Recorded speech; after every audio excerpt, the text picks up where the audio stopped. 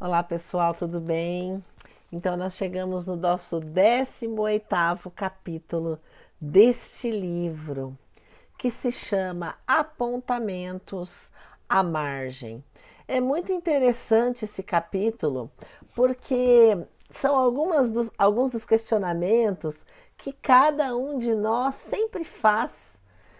Quantas dúvidas temos no nosso dia a dia, na nossa vida, que gostaríamos de perguntar para um oráculo que nos dissesse qual caminho seguir, por onde ir, qual a melhor decisão a ser tomada. E aí, nesse capítulo, então, há um questionamento. A médium Ambrosina está a psicografar. Nós temos vários exemplos de médiums que trabalham com a psicografia de cartas, cartas consoladoras. A exemplo do Chico, que nós temos o filme As Mães de Chico Xavier, e hoje, atualmente, nós temos o grande médium Orlando Noronha, que atualmente não está participando diretamente com a mediunidade na psicografia de cartas, mas que muito consolo levou sobre a psicografia das cartas, sobre a oportunidade de dizer às pessoas que a morte não é o fim, mas um outro momento, é um portal para a verdadeira vida. Muitas mãezinhas que perderam seus filhos de forma prematura têm na doutrina, têm no médium psicógrafo a oportunidade de entender que a morte não é o fim. Então, nesse capítulo, a mesma situação acontece. A médium Ambrosina, aquela que nós já referimos no capítulo anterior, que teve aquelas visões de um dos frequentadores que havia praticado um crime. Como proceder naquela situação? Agora ela está psicografando. E o Hilário, muito questionador, pergunta ao Aulus: mas afinal de contas, por que essas psicografias não podem direcionar o caminho de cada um de nós? E é então mencionado que lá, naquele recinto onde muitas pessoas precisavam de auxílio, precisavam receber a bênção do consolo, alguns estavam impermeáveis e sonolentos, envolvidos, vampirizados por obsessores caprichosos que os acompanhavam de perto.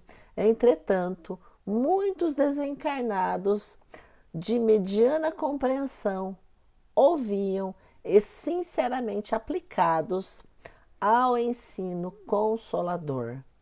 Então, como a gente falou no capítulo anterior, a importância daqueles que buscam auxílio da sua conduta, do seu comprometimento, da sua fé e do seu compromisso em estar bem, não se deixar envolver por pensamentos negativos, ficar naquela psicosfera para se conectar com a espiritualidade amiga.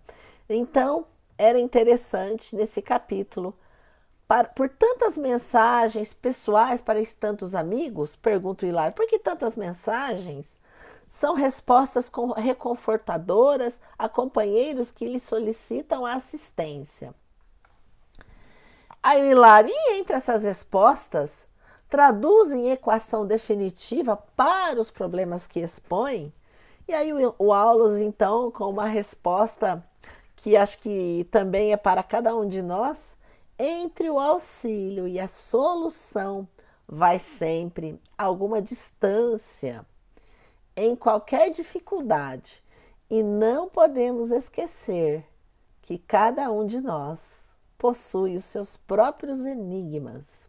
Se é assim, por que motivo o intercâmbio? Pergunta o Hilário. Se os desencarnados não podem oferecer uma conclusão pacífica aos tormentos dos irmãos que ainda se demoram na carne, como porta aberta entre eles e nós?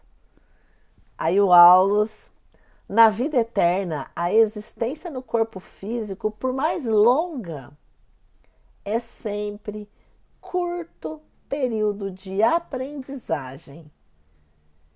e não nos cabe olvidar que a terra é o campo onde ferimos a nossa batalha evolutiva. Dentro dos princípios de causa e efeito, adquirimos os valores da experiência com que estruturamos a nossa individualidade para as esferas superiores. A mente, em verdade, é o caminho buscado à meta, à angelitude. Contudo, não avançará sem o auxílio. Ninguém vive só. Eu achei muito interessante essa menção aqui do Aulus. Ninguém vive só. Os pretensos mortos precisam amparar os companheiros em estágio na matéria física, na matéria densa, porquanto em grande número serão compelidos a novos mergulhos na experiência carnal. É uma troca, é um ir e vir. Ora estamos encarnados, ora estamos desencarnados. Necessitamos ter amigos, necessitamos nos auxiliar, nos ajudar mutuamente.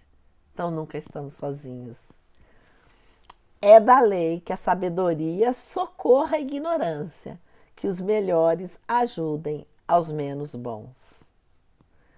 Então vejam que mensagem fantástica para cada um de nós.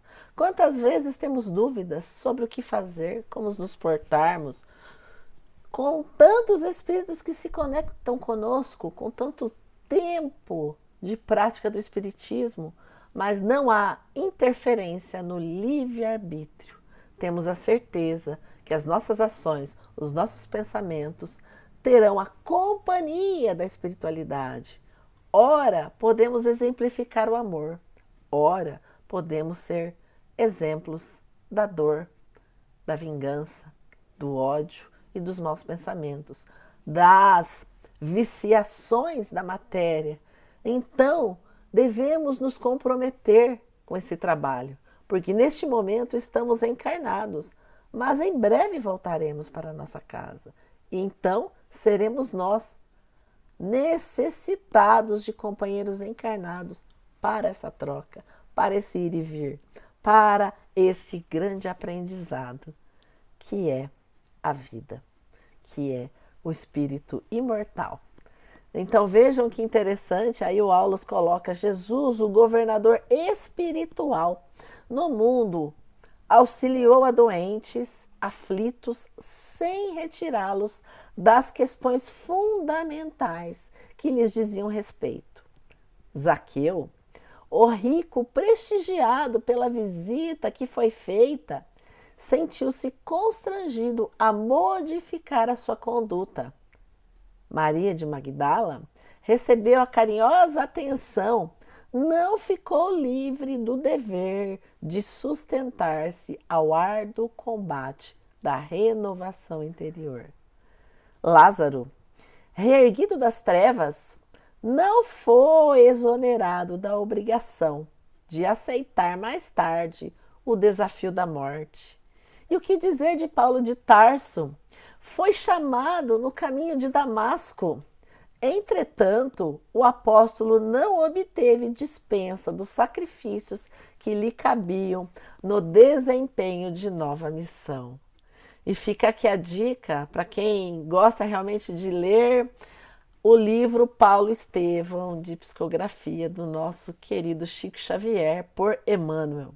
É belíssimo esse romance. Então nós vamos ver as dores, o sofrimento, a situação do Paulo, toda essa história. Então vejam como é interessante a nossa reflexão, o nosso estudo, o nosso conhecimento e a nossa transformação. E aqui então aparece um outro momento, uma mãezinha lá no público encarnada, chamando, eles começam a ouvir tão altos os pensamentos daquela mãe, chamando o filho, meu filho, que saudade, gostaria muito de vê-lo, venha trazer uma mensagem para mim, venha me dizer que você está vivo. Quantas mães precisam de uma mensagem assim?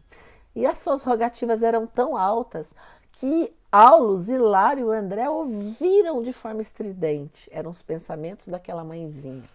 Então, foi trazido um espírito com muitas dificuldades, com aparência física muito cambaleante. E aí, então, era um rapaz que havia se suicidado.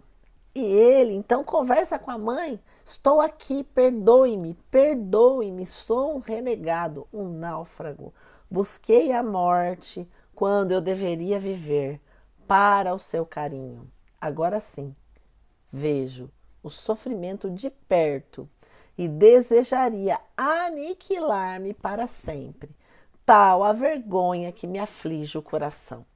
Todo esse contato que ele teve com a mãe não foi percebido por ela, mas ela pensava, não será melhor seguir-te? Tanto sofrimento, tanta dor.